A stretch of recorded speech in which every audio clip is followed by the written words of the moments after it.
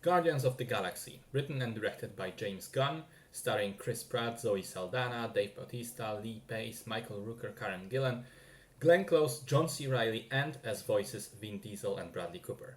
It's part of the Marvel Cinematic Universe, and the interesting thing about it is that it came out about the time when the infamous Marvel Creative Committee, comprised mostly of old businessmen who had no interest in comic books whatsoever, ceased to exist and have control over the movie part of the business.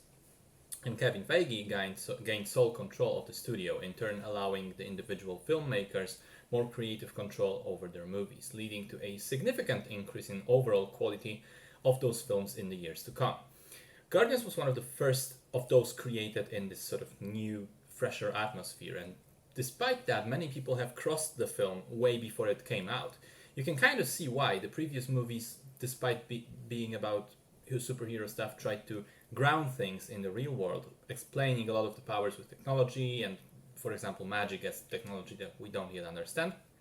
And now suddenly Marvel announces that they're making a space adventure movie directed by the guy who made live action Scooby-Doo, and main characters will include a talking raccoon and a walking tree that can only say, "I am Groot." They're insane, people said. This is the end of Marvel, they said. The whole cinematic universe will just collapse and movies will be shit from now on. And then Guardians came out, and everybody loved it. And it actually paved the way for Marvel to be more adventurous, more accepting of some of the sometimes insane nature of comic books, and adapting them to the screen without shortcuts or significant tone downs.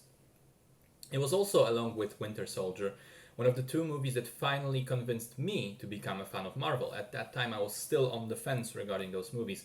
These two really sparked the love that continues to this day. So, onto the film itself. It's an ensemble cast, a space adventure slash comedy film about a bunch of misfits coming together to form an unlikely team in order to save the galaxy from a world-ending threat. It sounds very grandiose when put like that, but actually for the majority of the film, the stakes seem much lower than that. We open with Peter Quill, aka Star-Lord, stealing a mysterious artifact from under the noses of both his previous mentor and space pirate Yondu, and a bunch of thugs working for Ronan, a religious fanatic hell-bent on destroying a planet that wronged him. Ronan then sends one of his right-hand people, Gamora, to find Quill, who also starts to get hunted by a ridiculous duo, Rocket, the talking raccoon, and Groot, the talking tree. All of those paths soon cross, and with another person joining them, a hardened warrior called Drax, they will try to work out a solution that will keep everyone alive, happy, and rich. That's as much as I'll say about the story setup. I think it's best to discover it by yourself. What I do want to talk about is the execution. I think Guardians stands as prime example of why people love Marvel films. It is simple and accessible, yes, the plot is rather straightforward and easy to follow.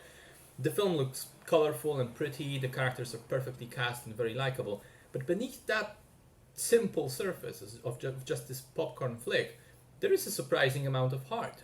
Each of the main heroes has a little backstory and some underlying tragedy that makes it very easy to get emotionally involved. And some of those emotional moments really do hit quite powerfully. The climax callback to Peter's mom from the prologue of the film, the We Are Groot scene, they work, they really work.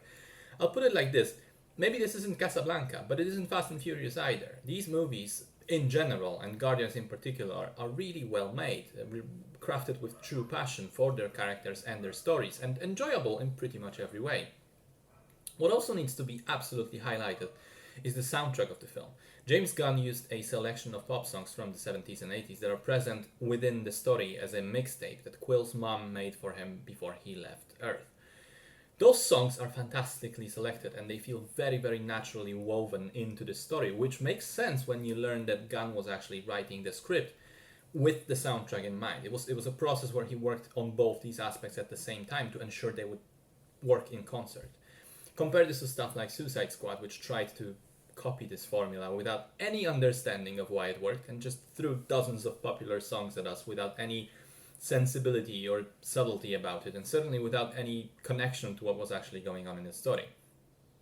Final point from me is that I think that this film is actually a really good entry point for the MCU if you want to get people who haven't watched any of those movies to try and give them a chance. Because yeah, in general you should follow the release order, but the thing is, Iron Man and some of the other early movies I think are starting to age a little bit and may seem not as exciting as they once have been. Whereas Guardians really is top of the shelf quality, and you have the added benefit of it being much crazier than the Phase 1 movies. So if your girlfriend accepts the craziness here, she'll very likely be fine with anything else that Marvel can throw at her. And of course, Guardians don't really require any prior knowledge because we start off with entirely new characters in a completely different branch of the universe, so you're fine in that regard. I have just rewatched the film, and even though I could have said all these things before that, I stand by each and every one of them after refreshing my memory. I think Guardians of the Galaxy is excellent at what it is attempting to do. A fun, light, exciting adventure film for kids and adults alike that also has its heart in the right place and knows how to get you emotional.